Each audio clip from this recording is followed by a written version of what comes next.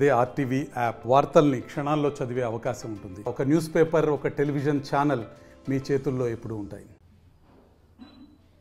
ఈ ప్రభుత్వం ఈ 6-7 నెలల్లో అన్ని డిపార్ట్మెంట్లలోనూ కూడా ఎక్కడా కూడా ఒక ఇంచు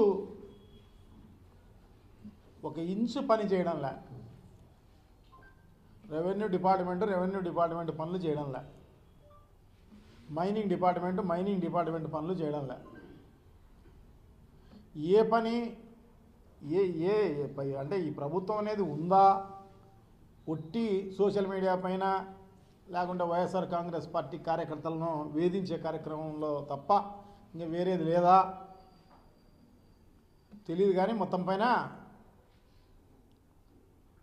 చాలా దారుణం. ఈ రకంగా పరిపాలన ఉంటుందని ఎవరు కూడా ఎక్స్పెక్ట్ చేసి ఉండరు. గతంలో చంద్రబాబు పరిపాలన చూసి ఉంటారు కానీ సో ఇప్పుడు మాత్రం అంత నిర్వీర్యమైన పరిపాలన, అంత దారుణమైన పరిపాలన, చేతగాని పరిపాలన, దుర్మార్గమైన పరిపాలన,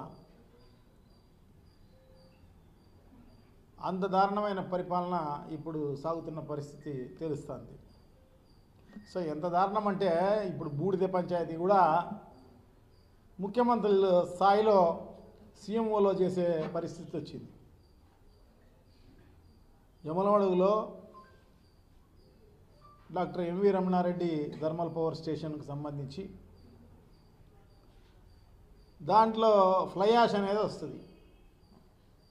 అది ఏదో స్మాల్ స్కేల్ ఇండస్ట్రీస్కు లేకపోతే ఉంటే చిన్న ఫ్లై యాష్ ఇండస్ట్రీస్కు దీనికి ఉపయోగించుకునే కార్యక్రమం చేస్తారు. సో దాన్ని ఈ ఇండస్ట్రీస్ కూడా సిమెంట్ ఇండస్ట్రీస్ ఇవన్నీ కూడా తీసుకుపోయే కార్యక్రమం చేస్తారు. సో దానికి కూడా ఇప్పుడు పంచాయతీలు చేసే కార్యక్రమం. ఎందుకంటే ఉన్న లీడర్లందరూ కూడా దాన్ని దోచుకునే కార్యక్రమం అంతా కూడా చేస్తున్న పరిస్థితి. సో ఒక ఆయన తాడిపత్రి అయినా, ఒక ఆయన జమలమడుగు అయినా, సో వీళ్ళు పంచాయతీ ఈరోజు సీఎం ఆఫీసులో చేస్తున్నారు. సో వాళ్ళు దోచుకునేదానికి, లీడర్లు దోచుకునేదానికి ఇది ఒకటి. ఇదే కాదు, మట్టి, ఇసుక, ఎమ్మెల్యేలు, ఎంపీలు, తెలుగుదేశం పార్టీకి సంబంధించిన వాళ్ళు ఎప్పుడు చూడలే, కనివిని ఎరగని విధంగా ఇప్పుడు దోచుకునే కార్యక్రమం అన్నమాట అంతా కూడా. ఇసుక అయితే బెంగళూరుకు తరలి ఇచ్చేస్తున్నారు, బెంగళూరుకు, చెన్నైకి, పెద్ద సిటీలకంతా దోచుకుంటున్నారు. మట్టి దోచుకుంటున్నారు, ఇవి ఫ్లై యాష్ దోచుకునే కార్యక్రమం. సో వాళ్ళ సొంత లాభానికి, సొంతంగా దోచుకునేదానికి వైషమ్యాలు వస్తే అంటే దాంట్లో కూడా మళ్ళీ పోటీ అన్నమాట. ఒకరు ఇంకొకరికి డబ్బులు ఇవ్వకుండా పోయే కార్యక్రమం అన్నమాట. సో దానికి ఇంకొకరు అడ్డుపడే కార్యక్రమం.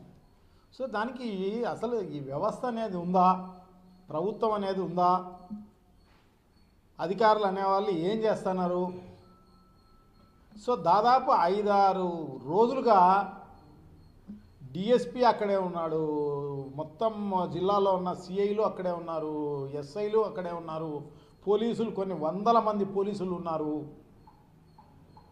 ఆ లా అండ్ ఆర్డర్ కంట్రోల్ చేసేదానికి ఎందుకు ఇంతమంది ఇన్ని రోజులు ఊరికి కాపలా కాసే కార్యక్రమం చేస్తున్నారు అంతే. ఒకరు వేరే జిల్లా నుంచే దండయాత్రకు వస్తే మరి లా అండ్ ఆర్డర్ అనేది ఉందా అనేది.